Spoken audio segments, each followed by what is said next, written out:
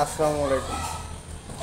নির্বাচন commission EC আবারও smart জাতীয় পরিচয়পত্র বিতরণ কার্যক্রম শুরু করেছে।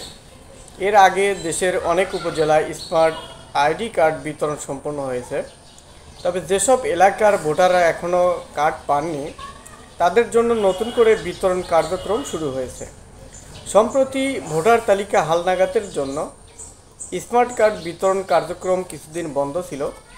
ঈদুল আজহার পর থেকে আবারও পুরো দমে কার্যক্রম শুরু করার পরিকল্পনা রয়েছে। বর্তমানে দেশের প্রায় 10টি উপজেলায় স্মার্ট এনআইডি কার্ড বিতরণ চলমান রয়েছে। কিভাবে বিতরণ করা হবে স্মার্ট এনআইডি কার্ড?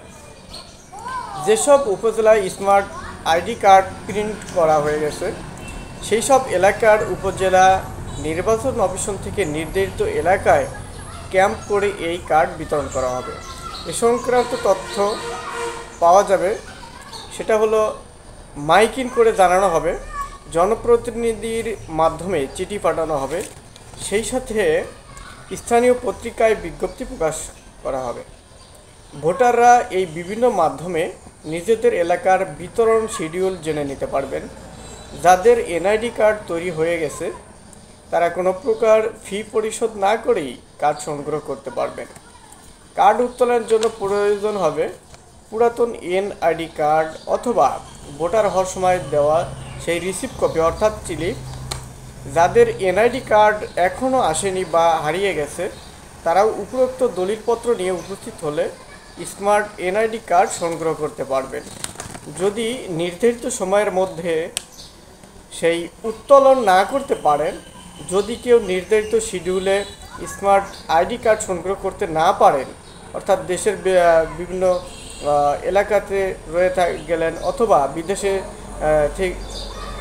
ছিলেন অথবা দেখা গেল যে অনুপস্থিত থাকার কারণে সেই কার্ডটি নিতে পারেন নাই, পরবর্তীতে আপনি উপজেলা নির্বাচন অফিসে গিয়ে উত্তোলন করতে পারবেন।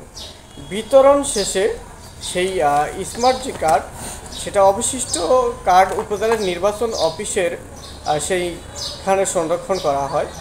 সেই স্মার্ট কার্ড সেখান থেকে পরবর্তীতে উত্তোলন করতে পারবেন। তো যাই হোক, যারা এখনও স্মার্ট কার্ড পান নাই তারা সেই ক্যাম্পে গিয়ে সেই স্মার্ট কার্ড উত্তোলন করতে পারবেন।